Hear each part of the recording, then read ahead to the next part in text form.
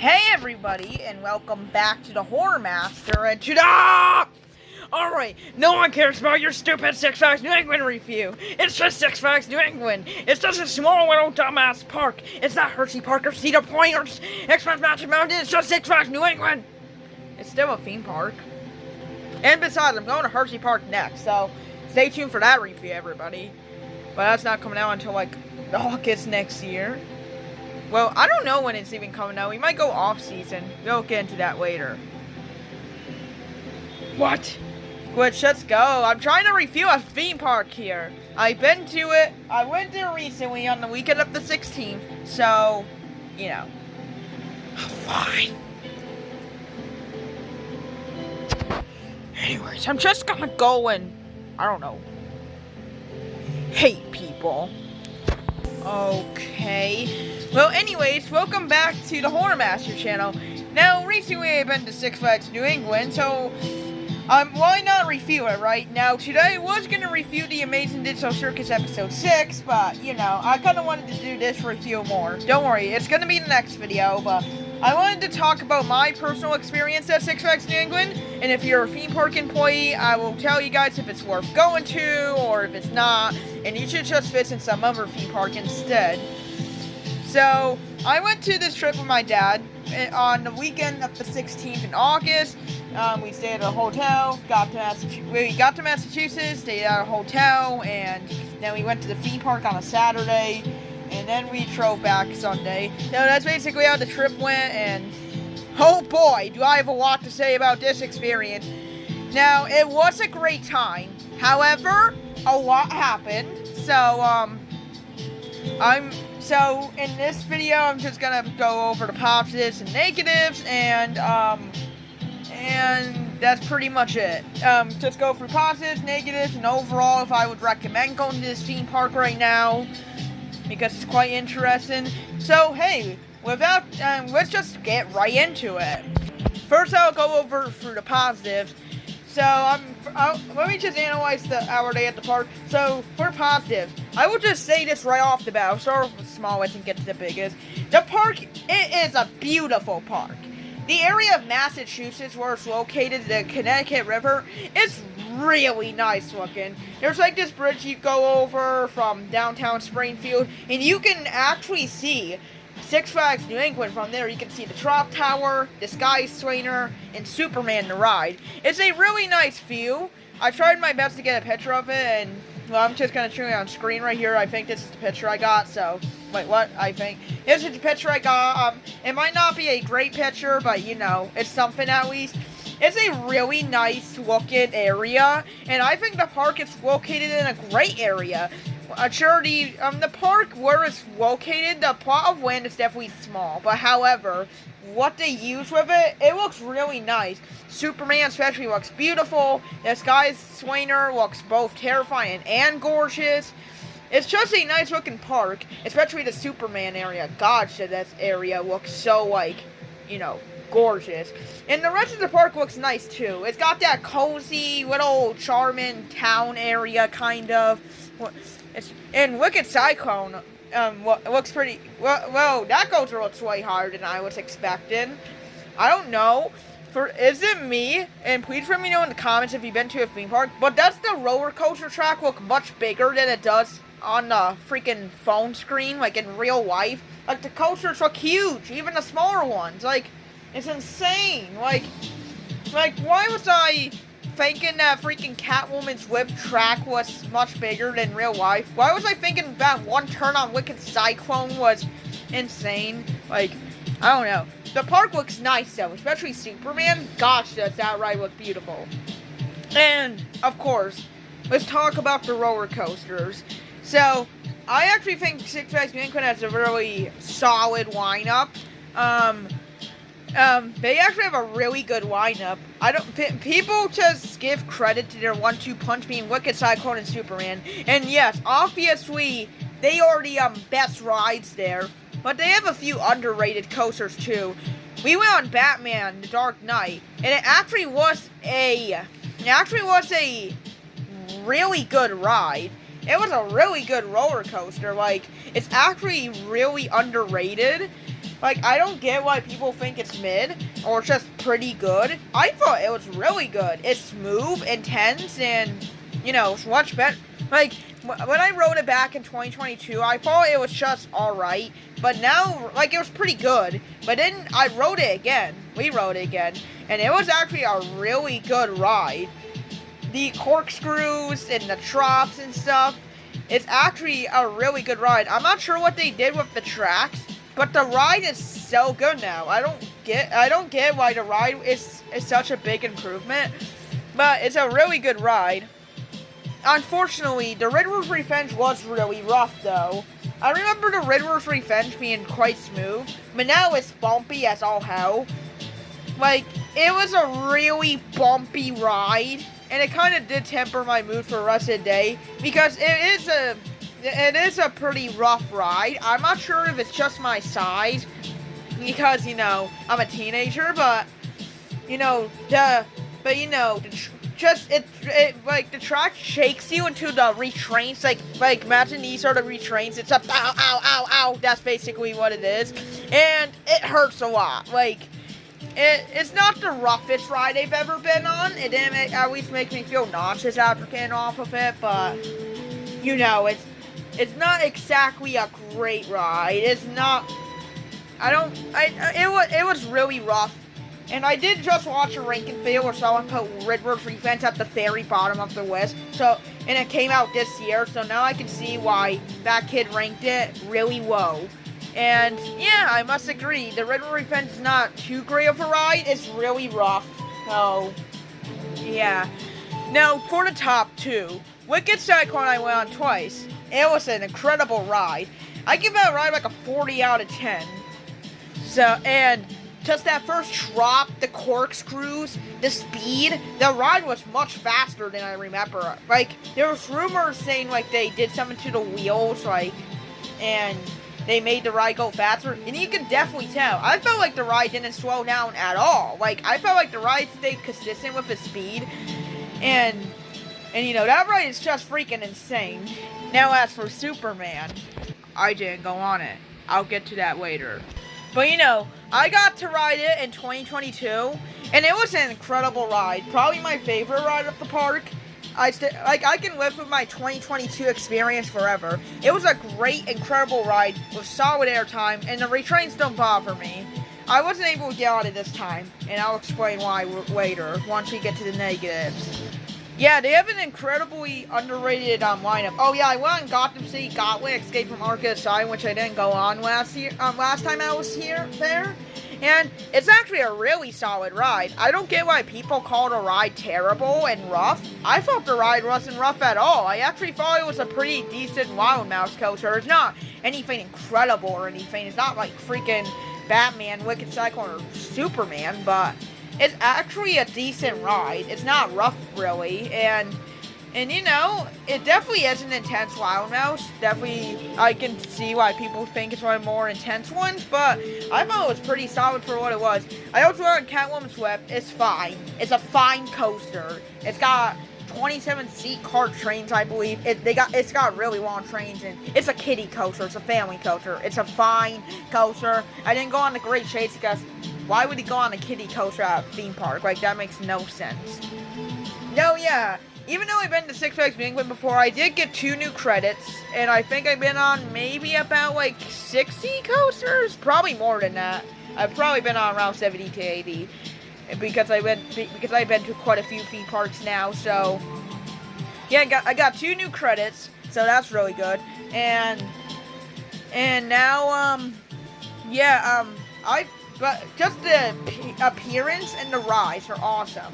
And I did go on Houdini. Now, if you don't know what Houdini is, it's Houdini the Great Escape. It's like this dark ride and stuff. And I think they even have one of like Great Adventure or something. We just decided to go on that because, you know, we wanted to check some new stuff out. It's a pretty, it's cool. I mean, it's got like its little origin, got some cool theming. And then it turns out like it's like this spinning upside down thing. And, you know, it's kind of cool, you know. Like, you know, if you, like, you know, you don't realize you're upside down, but you are. It's a decent ride. Definitely a little too short, though. I wish the ride kept going, but especially since it's categorized as a thrill ride on the Six Flags app. But yeah, now do I have any more negatives? Not really. I mean the rides and the appearance, they are really good. So yeah. Oh yeah, of course the tickets are cheap, right? So I mean, I guess that's a plus. And yeah, that's really all I have to say about it. Oh yeah, and the areas where it's located, yeah, that's all nice. So appearance and roller coasters are really strong. But now it's time to get into the negatives. Now, the negatives. Oh, they were. I'll just get right into it. Okay, so first of all, the flash passes. Now, when we go to theme parks, we always get flash passes. You know, at the Six Flags parks, and we go to any other park, we always get some type of fast pass. Six Flags, they have these things named flash passes, and you know, it was really hot that day. It was muggy as hell out, so obviously we didn't want to stand in line for 60 minutes because the park was mobbed. It was really mobbed. Probably the most mobbed I've ever seen a theme park yet.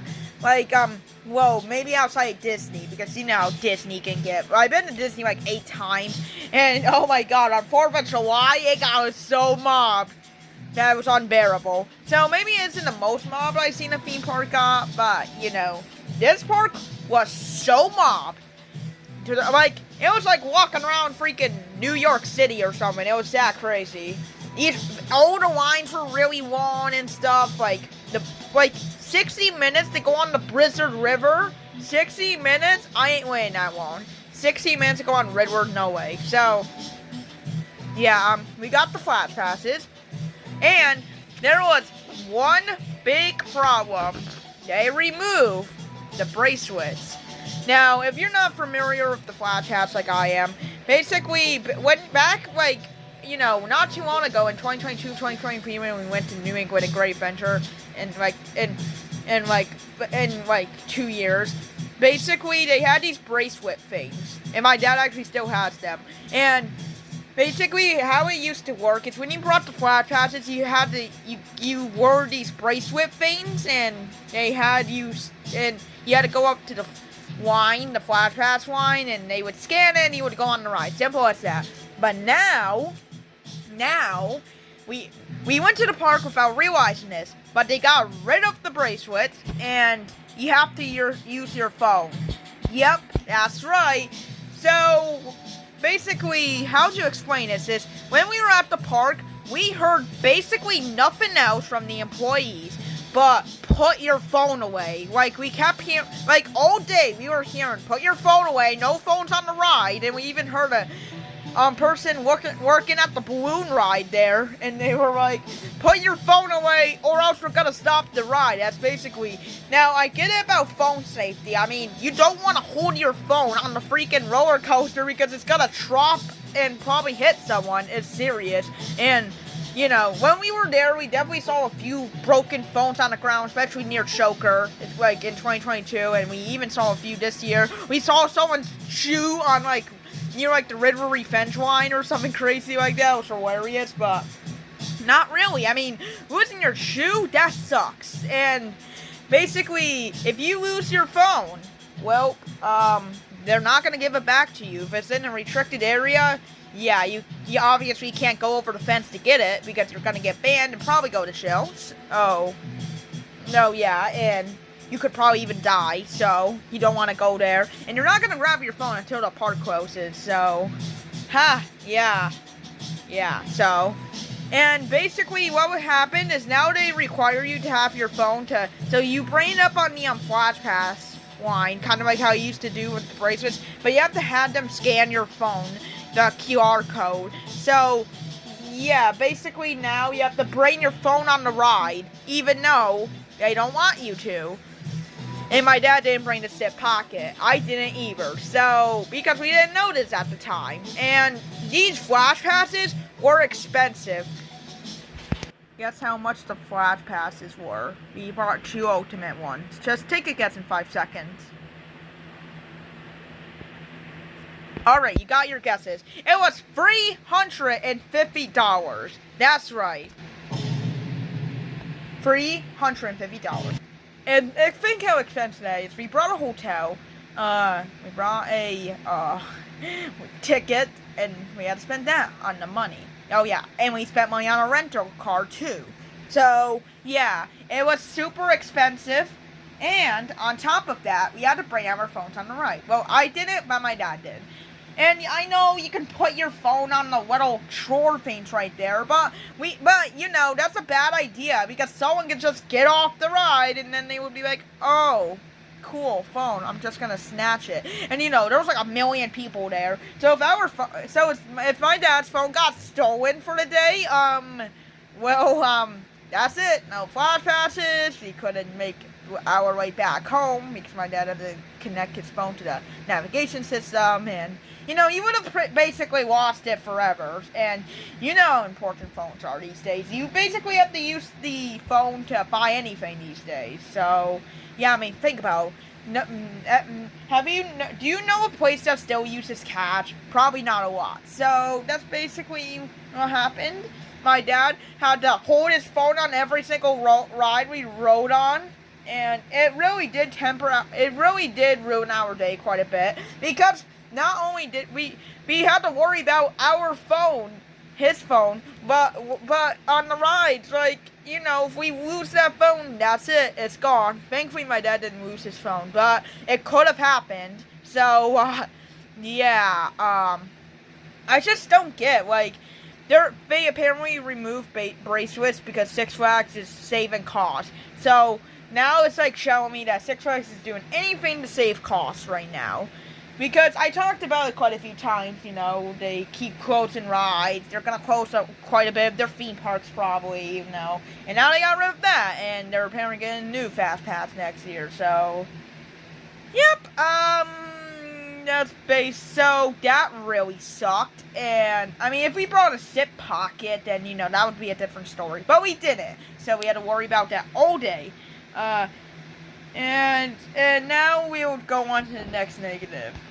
Now it's time to move on to the employees. Because the employees were rude, to say the least. They were super rude. In fact, when we first entered the park, you know, I was super thirsty. It was really hot. I drank quite a bit of water before we got to the park. And when we immediately entered, I was super thirsty. And instead of just showing us where the waters were, most of the employees, well, they just kept taking us to the most expensive places. Like, you know, like they wanted us to buy the Six Flags cup things, like, and those cost like $30 or something, I don't know, but, you know, like, there's not really a problem just showing someone, like, where waters are. And yeah, the theme parks are super expensive. We brought water, it was $5, and we got Dasani water. Dasani, the worst quality water you could get, rumored to be made of toilet water. And well, I mean, I heard a few people say that. I don't think it's made of toilet water, but, you know, I wouldn't be surprised because, you know, it doesn't taste the best, but it's water, and it got me hydrated through the day. And it was and the employees were just so rude, like, you know, like, they didn't, you know, they were just, you might as well just be looking for some place for yourself, because these employees would not help you. And on top of that, and stuff, it just didn't really seem like they cared about their jobs, really. Like, it seems like their show is like, oh, the people get to go on the rides while they're stuck cleaning up stuff. In fact, my dad stretched his rib from Wicked Cyclone because they had the patches things for your phone on Wicked Cyclone, which I felt like every ride should have had those, but, you know, not every ride, like Riddler's Revenge could have those. I guess I must have even put it behind the car or something, but, you know, or the CI mat. And, you know, my dad was trying to sip the thing because he had to pull on his retrain, and he, forgot to sip the thing, and, well, the employees didn't even help him do so. They just kind of, and yep, my dad had to hold his phone on the ride. But this is the second time we went on it, by the way, and, well, Yep, they didn't help my dad sit the pouch thing, which meaning he had a whole. Not only did he stretch his rib, which he says it still hurts, by the way, but also he had to hold his phone so tight on Wicked Cycle. I was so nervous it was gonna fall off. So, yep, the employees were rude, but that's kind of the thing at every theme park. Unfortunately, it seems like every time I go to a theme park, the employees are always rude. Like, again, these are just young kids and all, but I kind of wish that theme parks would just get nicer employees. Like, I don't really like bad service, especially when I'm just trying to enjoy the day at the theme park. Because I've been so excited to go since April now. That's why I started to make these theme park videos in the first place, because I started to get back into them and stuff, and I still got a bunch more to go to. So, yep, and yeah, the employees were rude, the flash pass, the thing. Like, those just kind of ruined the day. And we couldn't go on the Blizzard River ride. We were super hot, and we couldn't cool down on Blizzard River because, well, it was either take risks of getting your phone wet on that ride, or wait 60 minutes in line in the hot weather, which we did not want to do that. So we couldn't go on that. And now I have to admit. So you guys might be wondering, why didn't I go on Superman the ride? Because I chickened out. Yes, that's right, I chickened out. Yeah, spam comments all over this video saying this guy is not a coach enthusiast, he's a loser, all that stuff. Yeah, you guys can spam millions of comments about that. I don't care, because I have to admit, I definitely regret not going on it. But the reason why I didn't go on it is because of how hot it was. I was so hot and stuff, and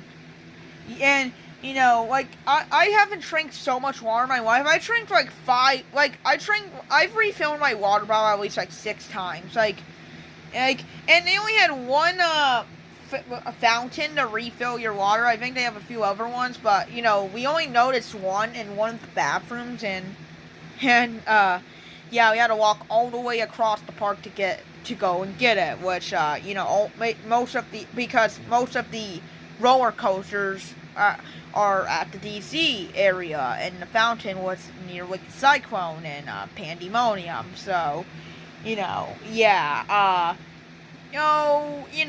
would, and at theme parks you have to be always staying hydrated. Roller coasters, big rides like that, can have you can cause you dehydration, and you always gotta make sure you're hydrated. Because recently, before I went to the theme park, I was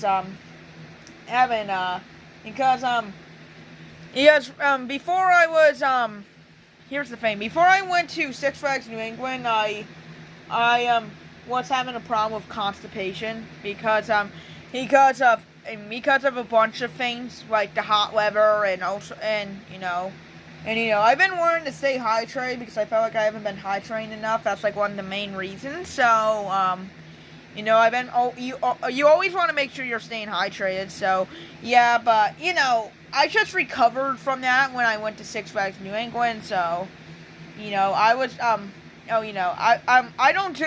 All I will just say is, I do not do good in the heat. My dad doesn't either, and we wound up both getting sunburn, especially him. So. Yeah, I mean, I didn't get it. Mine wasn't really noticeable, but he got it bad. So, yep, so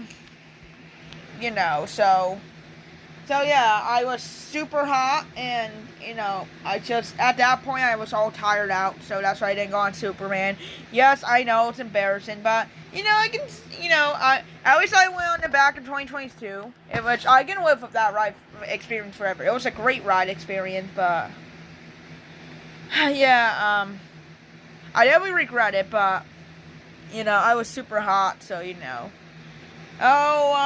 that's pretty much my review of Six Flags New England, and I will just say that, basing off the Six Flags situation, I will say that Six Flags is pretty much, going downhill. Like, it's so ridiculous, like, like, you know, you don't, like, they don't want you to bring the phones on the ride, but they require you to with the Flash Pass, and I ain't stand 60 minutes in line. I don't get how people can wait in line for that one. It must be really tough, you know, and we don't like doing that, so, you know, and they're not refundable, so, yeah, the Flash Passes, so, you know. Now, did we still have a great time? Yes. I would say we had an awesome time, but, you know, the employees and the whole situation with Flash Pass, you know, Six Flags is doing as much to save costs right now. You know, their CEO just got fired, I think, or he quit. I can't really remember now. And, you know, just go watch my what's going on with theme parks right now. I think I mentioned it, but I'm not sure. But yeah, the CEO got like fired or something, so they're currently looking for a new one. So that makes sense, and if they get their employees fixing the whole Flash Pass thing, like if they fix all of that, then, you know, it will be a great experience. However, due to those negative things and stuff, overall, Six Flags New England is a great park. The rides are amazing, and it's in a gorgeous setting. But customer service and the Flash Pass situation and the lines and all that stuff, I mean, you know, a lot of people complain at that park now, like, lines are super long and stuff. The operations aren't even as good now. So, now, will I say Six Flags New England is going downhill? A little bit. Six Flags New England, like, it's got a great line ride up. Like, it's so underrated. The park was nice, but but the customer service, the lines, the whole Flash Pass situation, it just it did kind of ruin our day at the park, and it was super hot. So, you know, just only having like one fountain to refill your water, and you had to walk all the way across the park, and, you know, it did really suck. So, and you know, prices are ridiculous, but, you know, you're going to see that every theme park. Overall, I'll give Six Flags New England right now, I had a great time. The rides are amazing, all that stuff. But as somebody, I am a theme park enthusiast, but you know, I mean, I did chicken out in Superman because of how hot it was. But anyways, so my overall rating on Six Flags New England is gonna be around a 7 out of 10. It's a great park. However, their service, like their customer service, is terrible. And you know, if you're like outside of appearance and rides, everything else sucks. Like, straight up. Like, the only good things you're really gonna get there are roller coasters, rides, and how nice the park looks. Those are 3 really positive things. Well, 2, but, you know, but everything else sucks. Let's just say that. And yes, I didn't try the food, because I don't try food at theme parks. We usually don't. So overall, yeah, I'll give the park around 7. It's a great park, but customer service, it was really disappointing. So, you know, and now I can kind of see why Six Flags New England is rated the lowest on a website I was looking at. I'll show you the picture on screen. So, you know, it's got a 3.5 stars out of 5, which is insane. The only park lower rated is Six Flags America. Like, even Six Flags, like, St. Louis and Darien Lake, Great Escape, like, those parks are even rated higher. And I was like, what? Higher than New England? And New England's, like, it's like the number 6 best Six Flags park, if you don't include Cedar Fair Park. So, yep, now I can kind of see why the park is lower rated. The park is, you know, if they get everything else fixed, and it's like a 10. But right now I'm giving it a 7. And yes, Quantum Accelerator didn't open, so it did kind of suck that we weren't able to get on it. But the ride definitely looks like it will be a great addition. Maybe we'll even go back next year to go on it. Who knows? But anyways, that's going to do for my review today. If you've been to the Six Flags New England recently, let me know in the comments. Tell me your experience, and, you know, what do you think of the rides, and I will see you tomorrow for the Amazing Digital Circuits Episode 6 review. Okay, bye.